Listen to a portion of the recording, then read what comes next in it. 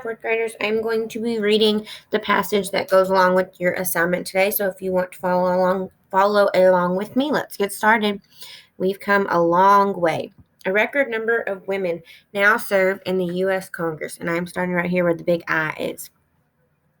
Imagine your class is choosing a new student government, but girls aren't allowed to run in the election or even to vote. How would you feel? That's how elections worked for much of America's history. For decades, every elected official in the U.S. government was a man who had been chosen by other men. Times have changed. Today, there are 126 women serving in the U.S. Congress, the most ever. Tens of millions of women voted in the historic election on November 6th last year. It was a big moment in the long struggle for equality in government. So much progress has been made, says Rashida Tlaib. She is one of the newly elected members of Congress. And I'm right here where it says winning the vote. When the United States was founded, women had no say in how the nation would be run. In 1776, Thomas Jefferson wrote in the Declaration of Independence that all men are created equal. Women weren't mentioned at all. The first public meeting on women's rights in the U.S. was held in Seneca Falls, New York in 1848. It started the movement for women's suffrage, and suffrage means the right to vote. And I'm over here on this next page. Over the next 70 years, many more women joined the cause. They held protest marches, gave speeches, and signed petitions demanding the right to vote. At times, they were yelled at, attacked, and even arrested. Still, they refused to give up. Their efforts slowly paid off as some states began granting women suffrage. And remember, suffrage is just the right to vote. In 1920, the 19th Amendment to the U.S. Constitution was approved. It officially gave women across the country the right to vote.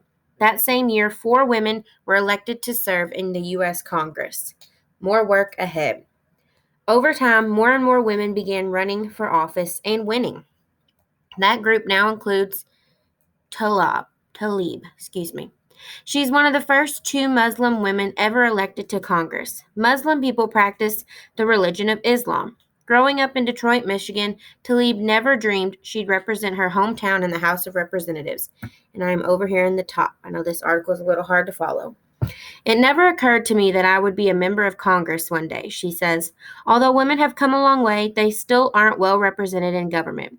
Women make up more than half of the U.S. population, yet in Congress there are about 3 men for every woman, and voters have never elected a female president. Even though all these women were elected, we're still far behind, Tlaib says. We need more women. It's still not enough. And so this is Rashida Tlaib, and it says women are finally pushing forward to I can't read today. Women are finally pushing forward. We want to make sure that we're being heard. And this graph down here shows Congress by the numbers. The new session of Congress started on January 3rd. Here's a look at the 2 parts of the country's lawmaking branch. So this is the House of Representatives.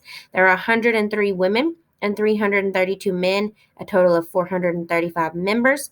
And in the Senate, there are 100 members. 23 of them are women and 77 of them are men.